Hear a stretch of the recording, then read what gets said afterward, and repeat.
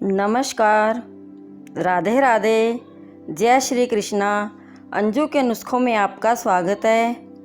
आज मैं आपको इस वीडियो में गीता का 7वां और 8वां अध्याय के महात्म के बारे में बताऊंगी कि जिसको पितृपक्ष में 7वें अध्याय को हर रोज़ पढ़ने, सुनने और सुनाने से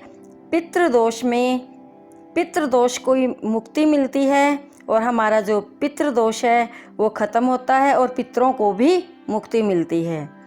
तो 7वां अध्याय। श्री ओम नमो भगवते वासुदेवाय विश्वेश्वराय आदि पुरुष अपरंपार अलेख पुरुषाय नमः। जगत बंधु ज्योति स्वरूप जिया की जाननहार, हरि यश मांगने आया दास प्रभु के द्वार। 7वां अध्याय। हे अर्जुन, अपना चित्त मुझ में लगाकर और मेरा ही आश्रय लेकर जिस प्रकार से संशय रहित मुझको पूर्ण रीति से जानोगे, सो मैं कहता हूँ, हे पार्थ, अब तुमको संपूर्ण ज्ञान विज्ञान सुनाता हूँ। इसे जानकर फिर कुछ जानना नहीं रहता। हजारों मनुष्यों में कोई एक ऐसा होता है जो आत्मज्ञान जानने के लिए यत्न करता है, और इन यत्न करने वालों में भी कोई ही मुझको भली भांति जानता है। पृथ्वी, जल, तेज, वायु, आकाश, मन, बुद्धि और अहंकार, ये जो 8 प्रकार की प्रकृति है, इन्हें अपरा प्रकृति कहते हैं।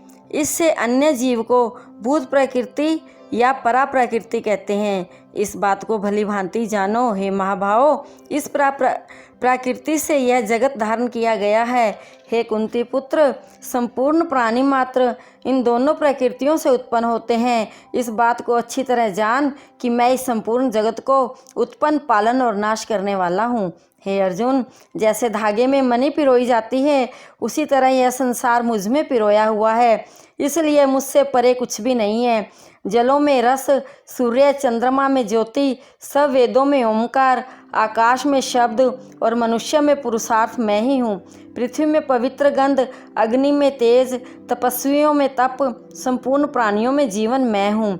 संपूर्ण प्राणियों का सृष्टिकर्ता भी मैं हूँ। बुद्धिमानों में बुद्धि रूप, बलवानों में बल रूप मैं हूँ। काम रहित जो सात्विक बल है वह मैं हूँ, और धर्म के अनुकूल जो वासना है वह भी मैं हूँ।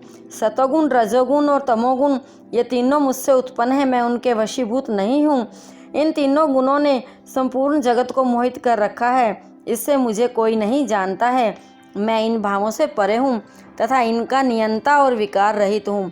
यह मेरी माया बड़ी कठिन है। जो मेरी शरण में आते हैं वे ही मेरी माया के पार पहुँचते हैं। हे अर्जुन, मेरी माया ने जिनका ज्ञान हर लिया है, उस ज्ञान के दूर हो जाने से वे असुर भाव को प्राप्त हो गए हैं। ऐसे मूढ़, पापी और नराधम मुझको नहीं पाते हैं। हे धनंजय, रोगी, पीड़ित, आत्मज्ञान को जानने की इच्छा करने वाला, संसारी या पारलौकिक भोग भोगने वाला और ज्ञानी, ये 4 प्रकार के मनुष्य पहले जन्म के पुण्य उदय होने पर मुझे भेजते हैं। इन 4 प्रकार के पुरुषों में ज्ञानी श्रेष्ठ है, क्योंकि वह सदा हम में युक्त रहता है। इससे ज्ञानी हमको प्यारा है और मैं ज्ञानी को बहुत प्रिय हूँ। अर्जुन, बहुत जन्म तक ज्ञान संचित करता हुआ जो इस संपूर्ण जगत को वासुदेव जानकर मेरा स्मरण करता रहता है, वह महात्मा दुर्लभ है। अपनी अपनी प्रवृत्ति के अनुसार मनुष्य धन, जन, स्त्री, पुत्र आदि के लोभ के वशीभूत होकर उन वासनाओं के अज्ञान में डूब उन फलों की चाहना से मोहित मूढ़ प्राणी मुझको अजन्मा अविनाशी नहीं जानते हैं। मैं भूत, वर्तमान और भविष्यत इन तीनों कालों में उत्पन्न हुए सभी प्राणियों को जानता हूँ, और मुझको तू ही जानता है और कोई नहीं जानता। हे अर्जुन, इस संसार में आकर प्राणी मुग्ध हो जाते हैं और भोगों में फंस जाते हैं। इच्छा द्वेष से उत्पन्न जो फल प्राप्त करते हैं उनके फल शीघ्र ही नष्ट हो जाते हैं, और जो मेरा भजन पूजन करते हैं वे हमसे मिलते हैं। मैं विनाश रहित, सर्वोत्तम और परम स्वरूप हूँ।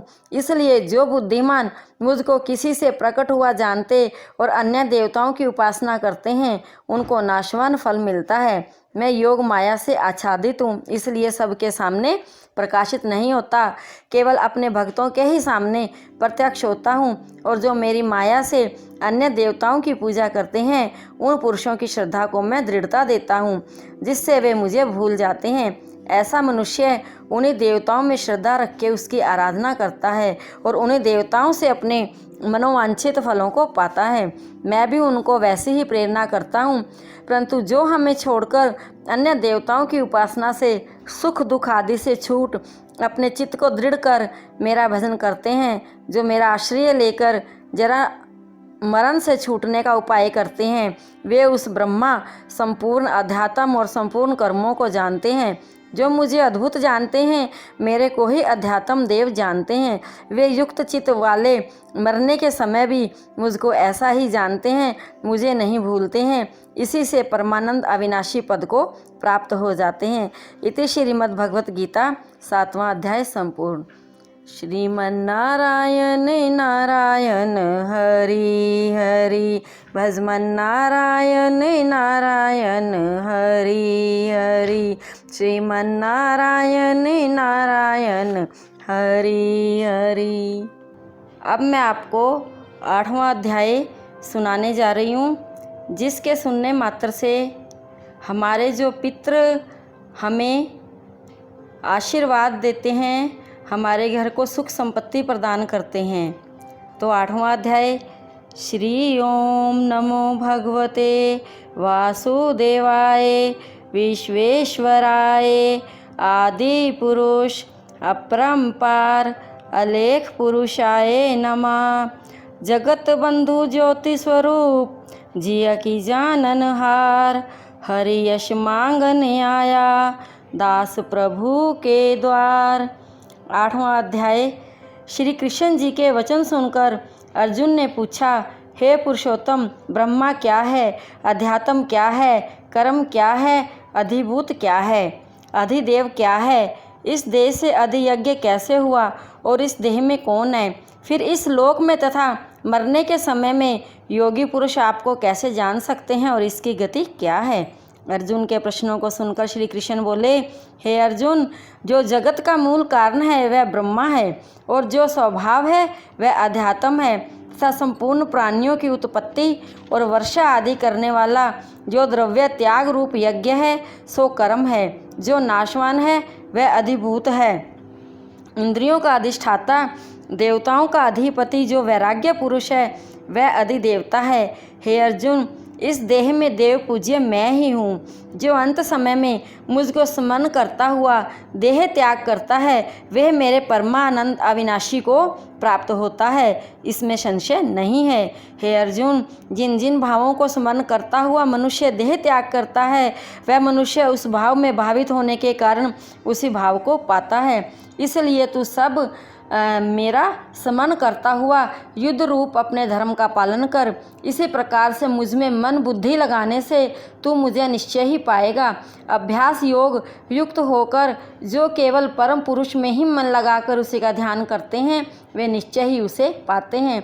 जो सकल विद्याओं का निर्माण करता, अनादि सिद्ध संपूर्ण जगत का नियंता, सूक्ष्म से भी अति सूक्ष्म और सबका पोषक, अचिंत्य रूप, सूर्य के समान कांतिमान और प्रकृति से परे जो उस दिव्य रूप परम पुरुष का भक्तिपूर्वक योग बल द्वारा मरण समय में प्राणों को भ्रकुटियों के मध्य अच्छी तरह से ठहरा कर ध्यान करता है वह मुझसे मिल जाता है। हे अर्जुन, जिसे नाश रहित कहते हैं और राग द्वेष आदि रहित योगीजन जिसको प्राप्त होते हैं और जिसको जानने की इच्छा से ब्रह्मचार्य व्रत का पालन करते हैं, उस पद का संक्षिप्त वर्णन तुमसे कहूँगा।